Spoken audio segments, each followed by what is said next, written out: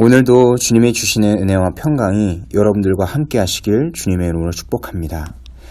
우리가 함께 살펴본 이 본문은 기근이 점점 심각해지면서 곡식이 없어진 상황 가운데 이집트와 가나안 지역에 행한 이 요셉의 행정력을 볼 수 있습니다. 먼저 사람들이 곡식을 얻기 위해 요셉을 찾아오는 장면이 나옵니다. 13절과 14절을 보겠습니다. 기근이 더욱 심해지더니 온 세상의 먹거리가 떨어지고 이집트 땅과 가나안 땅에서는 이 기근 때문에 사람들이 야위어 갔다. 사람들이 요셉에게 와서 곡식을 사느라고 돈을 치르니 이집트 땅과 가나안 땅의 모든 돈이 요셉에게로 몰렸고 요셉은 그 돈을 바로의 궁으로 가지고 갔다. 이렇게 돈을 가지고 그 다음에 곡식을 팔았습니다. 사람들은 그 곡식을 가지고 먹었죠. 근데 기근이 계속됩니다. 그래서 이제는 어떻게 되느냐? 곡식을 사기 위해 낼 돈조차 없는 상황이 닥쳐옵니다. 그때 요셉은 이제 집짐승을 받고 곡식을 내주는 장면이 나옵니다. 그것이 15절부터 17절입니다. 이집트 땅과 가나안 땅에서 돈마저 떨어지자 이집트 사람들이 모두 요셉에게 와서 말하였다. 우리에게 먹을 거를 주십시오. 돈이 떨어졌다고 하여 어른께서 보시는 앞에서 죽을 수야 없지 않습니까? 요셉이 말하였다. 그러면 당신들이 기르는 집짐승이라도 가지고 오시오. 돈이 떨어졌다니 집짐승을 바꿔서 먹거리를 팔겠소. 그래서 백성들은 자기들이 기르는 집짐승을 요셉에게로 끌고 왔다. 요셉은 그들이 끌고 온 말과 양떼와 소떼와 나귀를 바꿔서 먹거리를 내주었다. 이렇게 하면서 요셉은 한 해 동안 내내 집짐승을 다 바꿔서 먹거리를 내주었다. 여러분, 우리는 여기서 이러한 요셉의 정책이 좀 부당해 보일 수 있습니다. 아니, 저렇게 먹거리가 없는 사람들에게는 곡식을 무료로 나눠줘야 되는 것이 맞지 않는가? 그게 하나님의 백성의 모습이지 않을까? 하지만 여러분, 그렇지 않습니다. 왜냐하면 요셉은 지금 관리인이기 때문에 그렇습니다. 그렇다면 그 주인은 누구입니까? 바로입니다. 다시 말해 바로가 허락하는 선 안에서 요셉은 가장 최선의 것을, 가장 하나님의 백성다운 모습으로 행정일을 처리하고 있는 것입니다. 이것이 절대 부당한 조치가 아님을 우리는 다음 구절을 통해서도 확인할 수 있는데요. 18절과 19절입니다. 그 해가 다 가고 이듬해가 되자 백성들이 요셉에게로 와서 말하였다.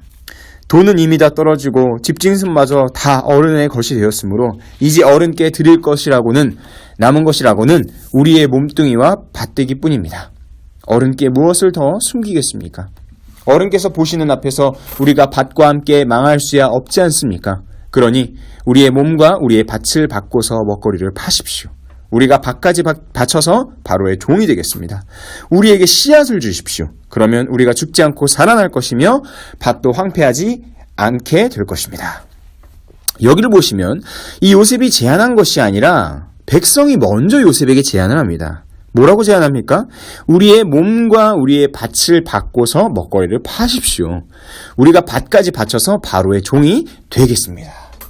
여러분, 이걸 보면 얼마나 지금 극심한 기근에 일어나진 일을 보여주는 상태입니다.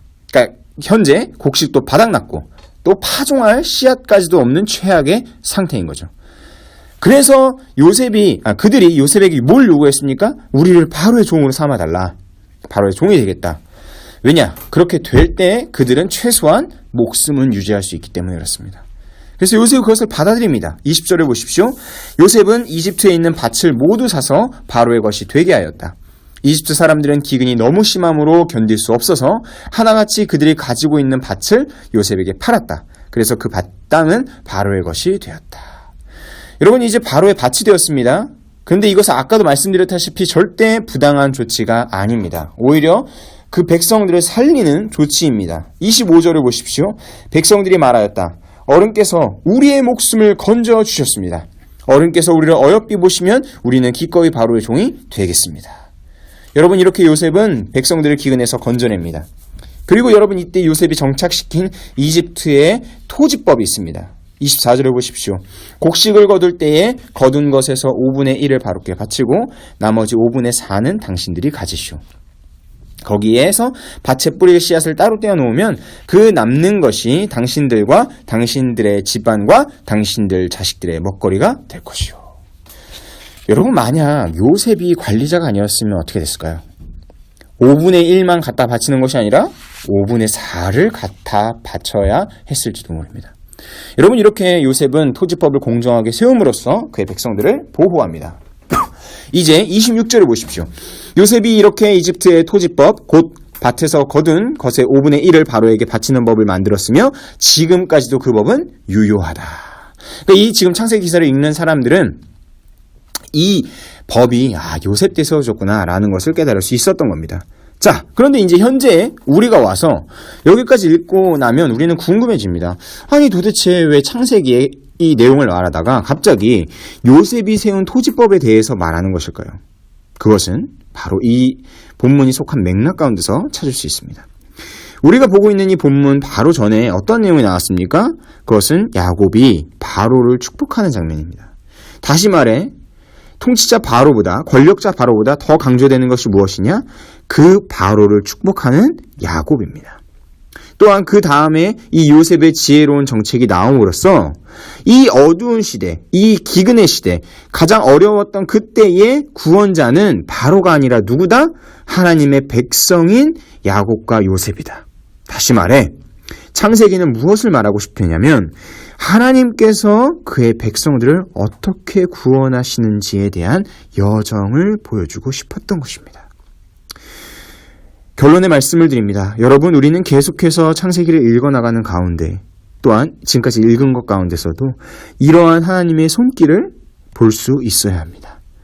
창세기뿐만이 아니죠. 사실 성경에 있는 66권 모두가 하나님의 구원의 과정, 구원의 그 정말 주님께서 이끄시는 그 손길을 보는 그러한 과정인 것입니다. 또한 한 가지 더 여러분께 부탁드리는 것은 이 성경뿐만 아니라 우리의 인생을 읽어나가는 가운데서도 주님의 손길을 느끼시는, 주님의 구원을 경험하는 눈을 갖기를, 그러한 여러분들이 되시기를 주님의 이름으로 축복합니다.